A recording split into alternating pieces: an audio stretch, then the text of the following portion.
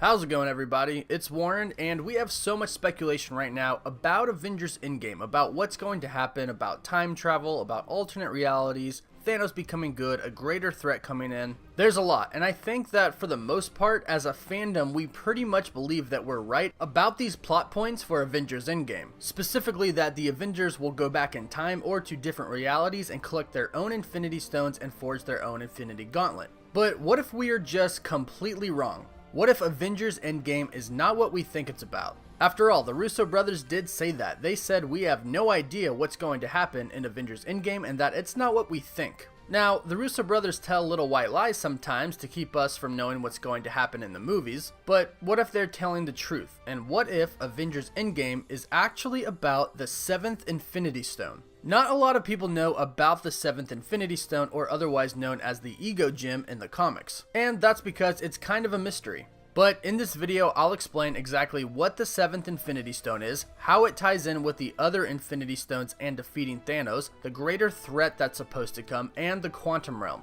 Quick reminder, there's only a few days left in the Infinity Gauntlet giveaway. I'm picking a new winner on February 1st, so if you'd like to enter for your chance to win, all you have to do is be subscribed to my channel, like this video, and comment down below with your thoughts and your favorite superhero. So, in the comics, there was a omnipotent being called Nemesis. And Nemesis eventually got tired of her own existence, so she willed herself to shatter into 6 Infinity Stones and a 7th Infinity Stone containing her consciousness. Now, not much is really known about the 7th Infinity Stone or Ego Stone, but there are two main things that we do know. One is that in the comics, the 7th Infinity Stone is hidden in an unknown realm known as the Ultraverse. And two is that when the 7th Infinity Stone comes in contact with the other Infinity Stones, Nemesis will be reborn. So there are a few connections here that could link Nemesis and the 7th Infinity Stone to Avengers Endgame. One is the actual creation of all of the Infinity Stones. If you go by what Wong said in the beginning of Avengers Infinity War, the Infinity Stones were created by the Big Bang, and the Big Bang gave birth to the current universe. In the comics, Nemesis existed in a universe before the current one, and the shattering of herself created the 6 Infinity Stones and the Big Bang.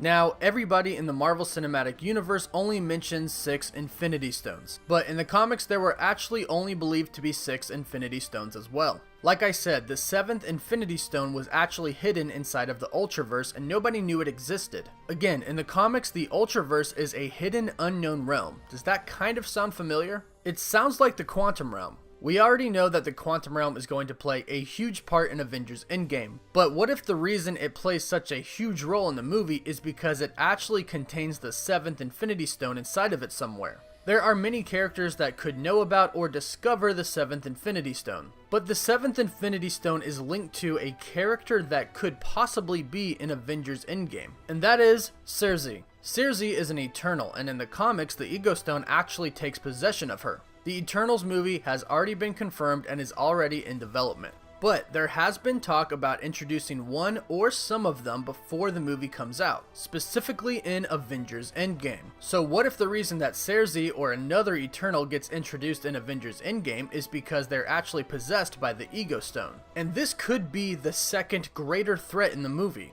Again, the consciousness of Nemesis is in the 7th Infinity Stone, and Nemesis created the other Infinity Stones and the universe. So Nemesis must be aware that Thanos used 6 of the Infinity Stones to decimate half of the universe. So perhaps the only way to defeat Thanos is to reunite the 7th Infinity Stone, the Ego Stone, with the other 6 Infinity Stones and have Nemesis be reborn. Again, the Russo brothers said that we have no idea what Avengers Endgame is really about, and we know that they draw inspiration from the comics. And the 7th Infinity Stone does tie into all of the important factors and leaks that have been mentioned about Avengers Endgame, such as the Quantum Realm, the Infinity Stones of course, the greater threat, the Eternals being introduced, and the plot of Endgame being nothing that we expect. And not to mention the creation of the universe and the Infinity Stones. Omnipotent beings also do exist in the MCU. In Doctor Strange, they mention the Living Tribunal. So it's only a matter of time until we actually see them, especially since Marvel wants to go into the cosmos. So let me know what you all think about this and the 7th Infinity Stone being introduced in Avengers Endgame.